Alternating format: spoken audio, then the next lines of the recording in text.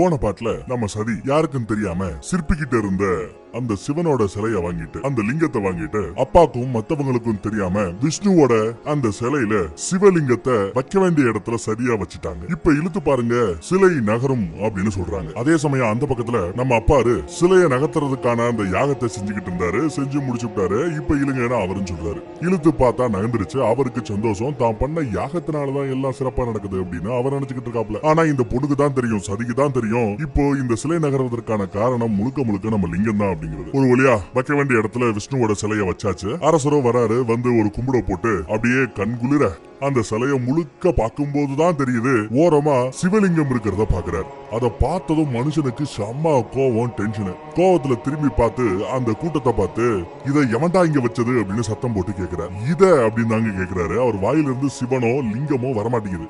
இந்த இடத்துல எவன்டா வச்சது அப்படின்னு கேக்குறாரு. கூட்டமே அப்படியே பதறி போயிருக்கு. ஐயோ கோவப்படுறாரு அப்படின்னு. யாரு வச்சது சொல்றீங்களா இல்லையா அப்படின்னு சத்தம் போட நம்ம சரி முன்னாடி வந்து நான் தான் தந்தையே அப்படின்னு சொல்ல மனுஷன் மறந்து போறாரு. என் பொண்ணா இப்படி நீ அப்படி செய்யறவ இல்லையே. யாரோ மனசை போட்டு குழப்பி இருக்கணும். யாரோ சொல்லக்கூடாததெல்லாம் சொல்லி இருக்கணும். அப்பாவையும் பொண்ணையும் பிரிக்க முயற்சி பண்ணிருக்காங்க. யார் அந்த சேட்டையை பண்ணது? என் பொண்ணோட மனசை கெடுத்தது யாரியா அப்படின்னு சத்தம் போட அதே சமயம் அந்த பக்கத்துல இருந்து ஒரு 10-20 முனிவர்கள் வராங்க. நம்ம சிவனை கும்பிடக்கூடிய போன பாட்டுல சதிக்கு நிறைய சிவன் சம்பந்தப்பட்ட அந்த விஷயங்களை சொல்லி கொடுத்தாரு இல்லையா ஒரு குருநாதர், அவர் வரார். ஓ நீர்தானா? என் பொண்ணு பூவை புடுங்க போன இடத்துல நீதான் ஏதோ பேசி சொல்லக்கூடாதெல்லாம் சின்ன பொண்ணு மனசுல சொல்லி இப்படி ஏதோ பண்ணி வச்சிருக்கிற அப்படின்னு திட்டுறாரு. அதுக்கு அவரு இல்ல நீங்க தான் தப்பு பண்றீங்க. எல்லாமே சரியா செய்ய வேண்டிய இடத்துல சிவனை கடவுளா ஏற்க மறுக்கிறீங்க. அவருக்கு கொடுக்க வேண்டிய அந்த மரியாதையை கொடுக்க மறுக்கிறீங்க அப்படின்னு குருநாதர் சொல்ல அதுக்கு இவர் காண்டாயி என்ன உங்களுக்கு தெரியாதா? எங்க அப்பன் பிரம்மனை சபிச்சவன் அந்த சிவன், அந்த ஆள நான் கும்பிடுறதா முடியவே முடியாது அப்படிங்கிறாப்ல. அதே சமயம் இந்த பக்கம் பொண்ணை பார்த்து பொண்ணே மன்னிச்சுக்கமா என் தப்புத்தேன். அவர் யாரு என்னன்றத உன்ட்ட சொல்லி வளர்த்திருக்கணும். அந்த ஆள் யார் தெரியுமா? உடம்பு முழுக்க செத்து போனவங்களோட சாம்பலை எடுத்து சுட்ட சாம்பலை எடுத்து பூசிக்கிட்டு அங்கேயும் இங்கேயும் பிச்சை எடுத்து திண்டு வாழ்றவன். அரக்கர்களும் அசுரர்களும் அகோரிகளும் சூழ நின்னு அவனை எப்ப பார்த்தாலும் கும்பிட்டுக்கிட்டே இருப்பாங்க. இப்ப ஏற்பட்ட ஒருத்தனை போய் நான் கடவுளா ஏத்துக்க முடியுமா, கும்பிட முடியுமா அப்படின்னு இவர் எடுத்து சொல்றாரு. அதே சமயம் அந்த குருநாதரோ இல்ல நீங்க கடவுளா ஏத்துக்கிறதுக்கு ஆடை ஆபரணங்கள் சூழ மிகப்பெரிய மாளிகையில செல்வம் செழிக்க இருக்கணும் அப்படின்னு அவசியம் இல்ல. சொல்ல போனா சிவனை கும்பிடுறது அப்படிங்கிறது ரொம்ப ஈஸி. அகோரிகள் கும்பிடுற மாதிரியே வெறும் சாதாரண வில்வ இலைய வச்சு சிவனை குளிர்விக்க முடியும், சிவனை தியானம் பண்ண முடியும் அப்படின்னு சொல்றாப்ல. ஒத்த வில்வ இலைக்கே காட்சி தரக்கூடியவர் என் கடவுள் சிவன் அப்படின்னு சொல்றாப்ல. ஓ ஒத்த வில்வ இலை போதுமா? எடுத்துட்டு வாங்கடா அந்த வில்வ இலைய அப்படின்னு நம்ம அரசர் நம்ம தகப்பரு சத்தம் போடுறாப்ல. வில்வ இலைய கேட்கிறார். எது கேட்கிறார் தெரியல. இலை அவர் கைக்கு வந்ததும் அதை தான் பொண்ணுகிட்ட கொடுத்துட்டு ஒத்த வில்வ இலைய போட்டு கூப்பிட்டா அந்த சிவன் வருவானாமே, எங்க போட்டு கூப்பிடு அந்த ஆளு வராரான்னு பாப்போம். இப்பயே இங்க இருக்கிற எல்லா சிவபக்தர்கள் மூஞ்சிலையும் கரிய பூச போறேன், நீ கூப்பிடு அந்த ஆளு வரமாட்டான், இவங்க மூஞ்சில நான் கரிய பூசுறேன் அப்படிங்கிறார். அதே சமயம் அந்த வில்வ இலைய வாங்குறதுக்கு இவங்க யோசிச்சுக்கிட்டு இருக்கிற சமயம் நம்ம குருநாதர் வந்து அந்த வில்வ இலைய வாங்கி இந்த பொண்ணு கையில கொடுத்துட்டு மனசார அந்த சிவனை கூப்பிடு, கண்டிப்பா அவர் வருவாரு, உனக்கு காட்சி தருவாரு அப்படின்னு சொல்லி எடுத்து கொடுக்க இவங்களும் அதை வாங்கிக்கிட்டு மனசார அந்த வில்வ இலைய வாங்கிக்கிட்டு சிவனே போற்றி சிவனே போற்றி சிவனே போற்றி அப்படின்னு அப்படியே கும்பிட ஆரம்பிக்கிறாங்க. அப்படி அவங்க கும்பிட ஆரம்பிச்சதும் அந்த இடமே ஒரு மாதிரியா மாறுதுங்க. திடீர்னு காத்து பனி புயல் லைட்டா வீச ஆரம்பிக்குது. ஒரே புகமூட்டமா இருக்கு உள்ள. இந்த பக்கம் சதி மெய்மறந்து போய் அந்த ஆண்டவனை நம்ம சிவனை கூப்பிட்டுக்கிட்டு இருக்காங்க. கூப்பிட்டு கண்ணை முழிச்சு பாக்குறாங்க. சிவன் வந்துட்டாரா அப்படின்னு சுத்தியும் முத்தியும் பாக்குறாங்க. பார்த்தா வானத்துல இருந்து ஏதோ ஒரு புகை மாதிரி ஒண்ணு அப்படியே கீழே லேண்ட் ஆற மாதிரி தெரியும். அதை பார்த்ததும் எல்லா பேரும் குறிப்பா முனிவர்கள் எல்லாம் அவங்க கிட்ட இருந்த அந்த சாம்பலை எடுத்து வானத்துல வீசி ஆட்டம் பாட்டம் கொண்டாட்டம்னு கொண்டாட ஆரம்பிச்சாங்க. சிவா சிவா சிவான்னு கத்துறாங்க. அந்த புகமூட்டத்துக்கு மத்தியில லைட்டா ஒரு உருவம் தெரியும். பக்தியில முக்தி அடைந்த முனிவர்கள் எல்லாம் ஆட்டம் போட்டுக்கிட்டு இருக்க அறகுறையா தெரியுற அந்த உருவத்தை நோக்கி நம்ம சரி அப்படியே நடந்து போறான். எதுக்கு அறகுறையா தெரியுற அந்த உருவத்துல பாதி உருவம் தான் இவ்வளவு நேரம் தெரிஞ்சுக்கிட்டு இருந்தது. இப்போ ஓரளவு முழு ரூபமும் தெரிய ஆரம்பிக்குது. கையில வச்சிருக்கக்கூடிய அந்த சூடாயுதமும் தெரியுது. நம்ம அரசர் அரசி எல்லா பேரும் மிரண்டு போறாங்க. ஒருவேளை சிவன் வந்துட்டாரோ அப்படின்னு பாக்குறாங்க. பார்த்தா இருட்டா தெரிஞ்ச அந்த சிவனோட முழு சொரூபத்தை அந்த பகல் வெளிச்சத்துல நம்ம சதி முதன்முறையா அந்த சிவனை பாக்குறான். எல்லாரும் அந்த காட்சியை பார்த்து மிரண்டு போய் நிக்க சதி மட்டும் சும்மா கம்பீரமா முன்னாடி மெய்மறந்து நடந்து போறாங்க. இன்னும் பக்கத்துல போனதும் மூடி இருந்த நம்ம சிவனோட கண்கள் திறக்கிறது. முதோதரவையா சிவன் சதியை பார்க்கிறார், சதி சிவனை பார்க்கிறார். அந்த பக்கம் சிவனோட முகத்துல புன்னகை, இந்த பக்கம் சதியோட முகத்துல ஆனந்த கண்ணீர் முதல்ல வருது. அதுக்கப்புறம் தான் ஆனந்தம் வெளியில வருது. அதே சமயம் குறுக்கால புகுற நம்ம அப்பாரு இன்னும் நம்ம சிவனை ஏத்துக்க மறுக்கிற. அந்த பக்கம் நம்ம சிவன் என்னதான் உனக்கு பிரச்சனை அப்படின்னு விசாரிச்சா தன்னோட கடவுள் விஷ்ணு தான் பெருசுங்கணும், தான் பெரிய வரணும், தனக்கு பிடிச்ச கடவுளுக்கு தான் பிரம்மாண்டமான சிலைகளை படைப்பேன் அப்படின்னும் அது இதுன்னு தற்பெருமை பேசிக்கிட்டே திரியிறாப்ல நம்ம தகப்பன். இதுல நம்ம சிவனுக்கு காண்டாயிருது. கோவத்துல என்ன பண்ணிராப்ல, இங்க வரியா தர்மத்தின் பேரை சொல்லி சொல்லி சொல்லியே இங்க நிறைய அநீதி நடந்துகிட்டு இருக்கு. எப்பெல்லாம் தர்மத்தின் பேரை சொல்லி அநீதி தலைதூக்குகிறதோ அப்போதெல்லாம் நான் அவதரிப்பேன். எல்ல மீறி என்னைக்கு அந்த அநீதி போதோ அன்னைக்கு நான் வருவேன். அப்புறம் இருக்கியா குய்யால உங்களுக்கு எல்லாம் அப்படின்னு சொல்லிட்டு சிவன் போயிடுறார். இதுல நம்ம அப்பாரு ரொம்பவே கோவப்பட்டுறாப்ல. இந்த பக்கம் பொண்ணை பாக்குறாரு கோவத்தோட. அப்ப அந்த பொண்ணு சொல்றாங்க, இல்லப்பா இந்த சிலை நீங்க ரொம்ப அழகா சிறப்பா பெருசா செஞ்சீங்க விஷ்ணுவோட சிலையை, ஆனா உள்ள கொண்டு வர முடியலையே, நகர்த்த முடியலையே, இது உங்களுக்கு ஒரு பெருத்த அவமானமே. இந்த அவமானத்துல இருந்து உங்களை காப்பாற்றணும்ன்ற ஒரே நோக்கத்துக்காக தான் சிவலிங்கத்தை எடுத்து தான் வச்சதாகவும் யாரும் என்ன வற்புறுத்தல அப்படின்னு எடுத்து சொல்றாங்க. இருந்தாலும் அப்பாரு கோவப்படுறாரு. என்னதான் இருந்தாலும் நீ மனசுருகி கூப்பிட அந்த சிவனே வந்துட்டாரு அப்படின்னா அந்த லெவலுக்கு நீ கூப்பிட்டு இருக்க. எனக்கு வேண்டாதவன் அவனை நீ கூப்பிட்டு என் வீட்டு வாசல் வரைக்கும் கொண்டு வந்திருக்க. இதுக்கு தண்டனை உனக்கு இருக்கு அப்படிங்கிறார். அதுவும் என்ன மாதிரி தண்டனை தெரியுமா? 1,00,000 தாமரை மலர்கள்ல விஷ்ணுவோட நாமத்தை எழுத சொல்லி, அதுவும் எத்தனை தடவை 1,00,000 தடவை எழுத சொல்லி தண்டனை கொடுக்கிறாரு தன்னோட பொண்ணுக்கு.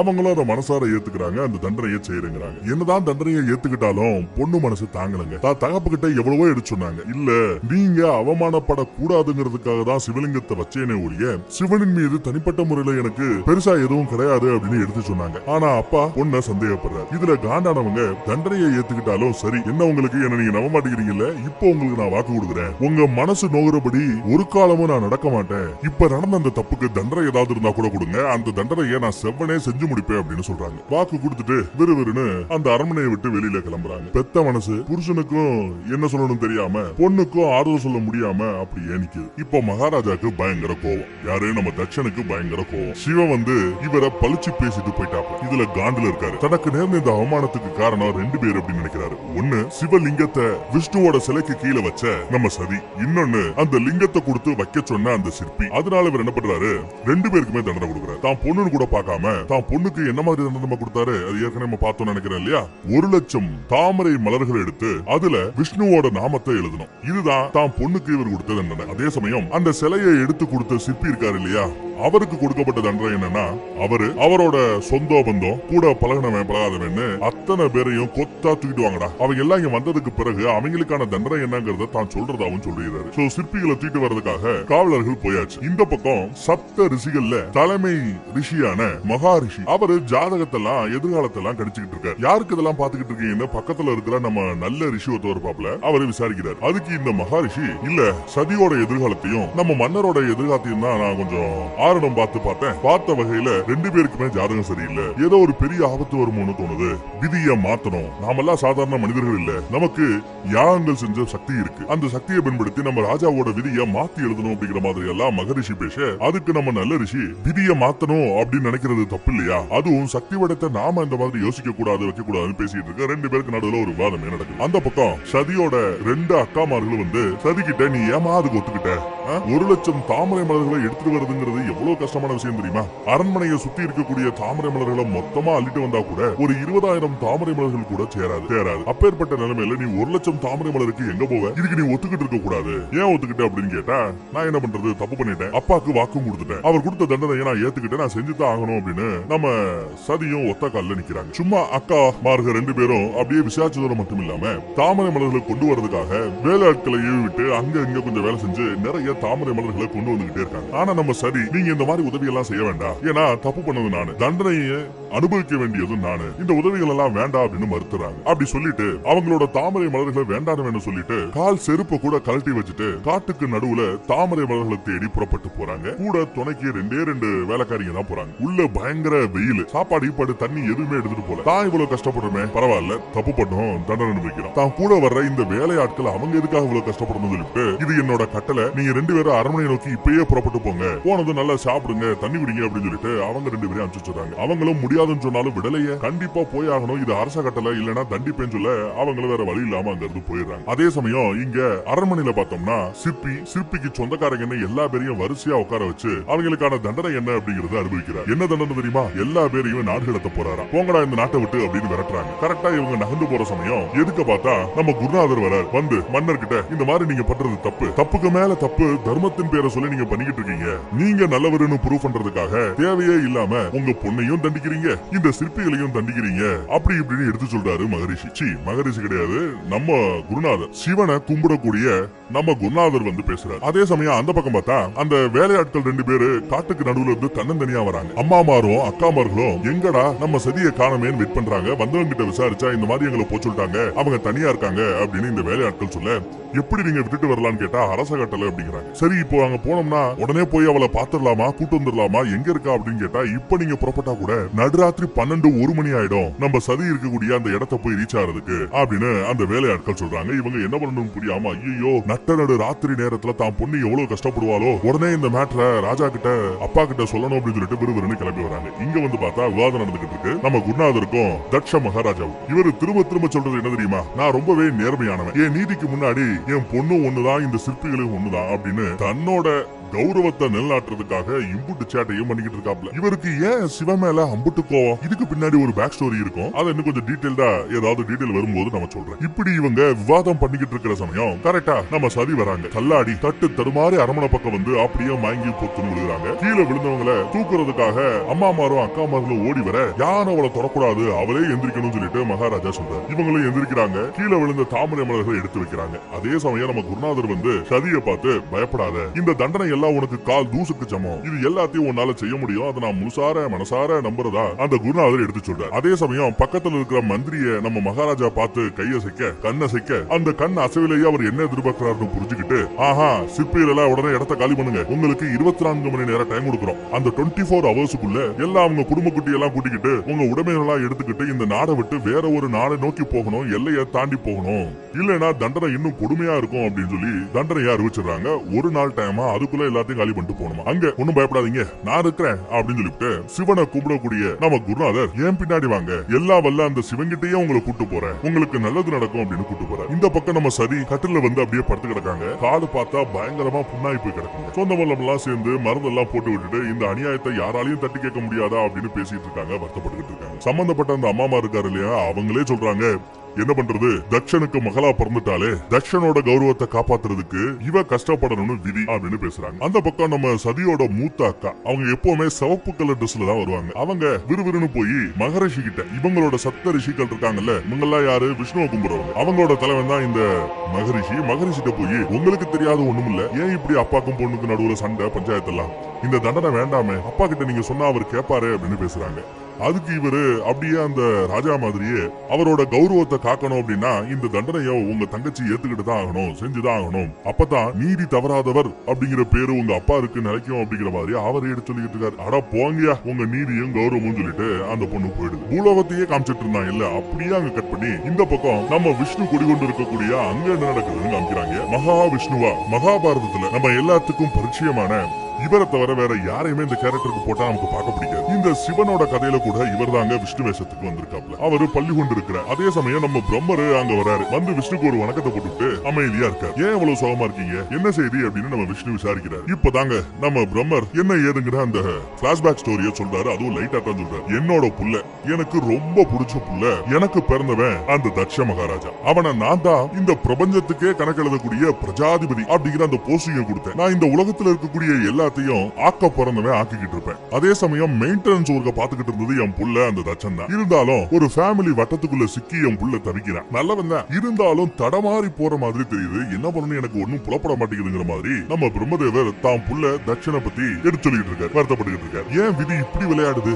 அப்படின்னு நம்ம பிரம்மதேவர் கேட்க, அதுக்கு நம்ம மகாவிஷ்ணு, உலகத்தை படைச்சவரே நீங்க தான், உங்களுக்கு தெரியாதது ஒண்ணும் இல்லையே, நீங்களே அந்த காரணத்தை சொல்லலாமே அப்படின்னு சொல்ல பிரம்மதேவரே சொல்றாரு, ஆமா ஆமா நானும் அந்த பழைய கதையை நினைக்க வேண்டாம்னு நான் நினைச்சேன். ஆனா இப்ப விதி வந்துருச்சு. ஒண்ணு இல்லங்க, நம்ம பிரம்மர் ஒரு காலகட்டத்துல இந்த 3 உலகத்தையும் படைச்சது நான் தான் கடவுளுக்கெல்லாம் கடவுள் அப்படின்னு சொல்லி திரிதார். இதுல காண்டான நம்ம சிவன் வந்து என்னையா ரொம்ப ஓவரா தான் அகங்காரத்துல ஆடிக்கிட்டு இருக்க அப்படின்னு சொல்லிட்டு பிரம்மாவை சபிச்சிடுறார். இனிமே பிரம்மதேவருக்குன்னு இங்க எதுவுமே புதுசா கோயில்கள் கட்டப்படாது.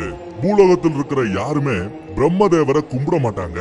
இவருக்கு கும்பாபிஷேகம் கிடையாது, அபிஷேகம் கிடையாது, ஆராதனை கிடையாது அப்படின்னு சபிச்சிருவார். அது மட்டும் இல்லாம அகங்காரத்துல ஆடிக்கிட்டு இருந்த நம்ம பிரம்மதேவருக்கு அப்போ மொத்தமா 5 தலைகள் இருந்தது. அதுல ஒரு தலையை நம்ம சிவன் வெட்டி எடுத்துருவாப்ல. அதுக்கப்புறம் தான் இவர்கிட்ட இருந்த அந்த அகங்காரம் அப்படிங்கிற அந்த குணம் போய் ஒரு நல்ல பிரம்மதேவரா உருவெடுத்தார், திருந்தினார். அதுக்கப்புறம் இவருக்கு மொத்தம் 4 தலை தான். நல்லா பாத்தீங்கன்னா 3 தலை தான் தெரியும். ஏன்னா இன்னொரு தலை புடனைக்கு பின்னாடி இருக்கு. அதை மோஸ்ட்லி காமிக்க மாட்டாங்க. ஆக்சுவலி பிரம்மருக்கு இப்போ 4 தலைகள் அப்படிங்கறத ஞாபகம் வச்சுக்கோங்க. ஒரு தலையை வெட்டினதும் எனக்கு அகங்காரம் போயிடுச்சு. ஆனா இந்த சம்பவத்தை ரொம்ப பர்சனலா என் புள்ள எடுத்துக்கிட்டான். எப்படி எங்க அப்பாவை இந்த மாதிரி சபிக்கலாம்? சபிக்கிறதுக்கு அந்த சிவன் யாரு அப்படின்னு சொல்லிட்டு மேட்டரை பர்சனலா எடுத்துக்கிட்டு சிவன் மேல கோவப்பட ஆரம்பிச்சுட்டான் என் புள்ள. இதுவே சிவனுக்கும் என் புள்ளைக்கும் ஒரு பெரிய விரிசலை உருவாக்கிடுச்சு. விஷ்ணுவை கும்பிடுறானே ஒழிய சிவனை இப்படி வெறுக்கிறான் அப்படின்னு வருத்தப்பட்டு சொல்லிட்டு இருக்காரு பிரம்மதேவர். அதே சமயம் பிரம்மாவோட இன்னொரு புள்ளையான நம்ம நாரதர் அங்க வர அவர் வந்து ஒரு டவுட்டை கேட்கிறாப்ல. மன்னிச்சுக்கங்க, ஒரு சின்ன டவுட்.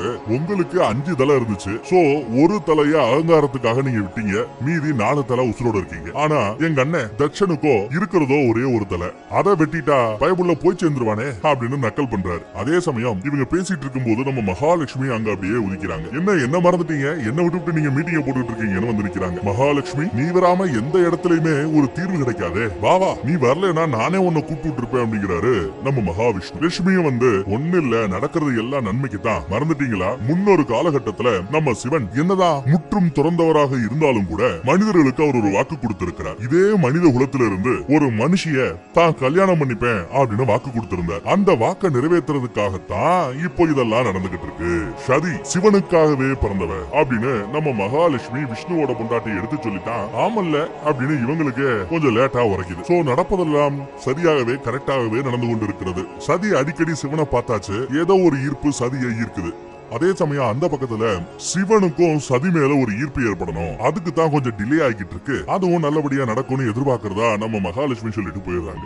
அந்த பக்கம் நம்ம சதி நல்லா தூங்கிக்கிட்டு இருக்கும் போது திடீர்னு ஒரு கனவுல இவங்க விறுவிறுன்னு நடந்து போறாங்க. எதுக்க பார்த்தா இமயமலை கைலாய மலை தெரியுது. அந்த கைலாய மலையோட ஆகாயத்துல திடீர்னு ஒரு உருவம் தோணுது. அந்த உருவம் இருட்டுக்கு மத்தியில ஒரு பயங்கரமா ஒரு பரதநாட்டியத்தை ஆடிக்கிட்டு இருக்கு. அந்த உருவத்தை நல்லா உத்து பார்த்தா தெரியும், அந்த உருவத்தில் ஒரு பாதி ஆணாகவும் இன்னொரு பாதி பெண்ணாகவும் இருக்கு. சோ ஆண் பாதி பெண் பாதின்னு இருக்கிற அந்த உருவத்தோட அந்த நாட்டியத்தை பார்த்து இவங்க அப்படியே ஒரு பயந்து போய் முழிக்கிறாங்க. முழிச்சு பார்த்தா அது கனவா இல்ல நனவா அப்படின்னு வித்தியாசத்தை சொல்ல முடியாத அளவுக்கு நிஜத்திலேயே நடந்த மாதிரி ஃபீல் பண்றாங்க. அப்படின்னு கத்திக்கிட்டு எந்திரிக்கிறாங்க. அடுத்த எபிசோட்ல மீதி கதையை பார்ப்போம்.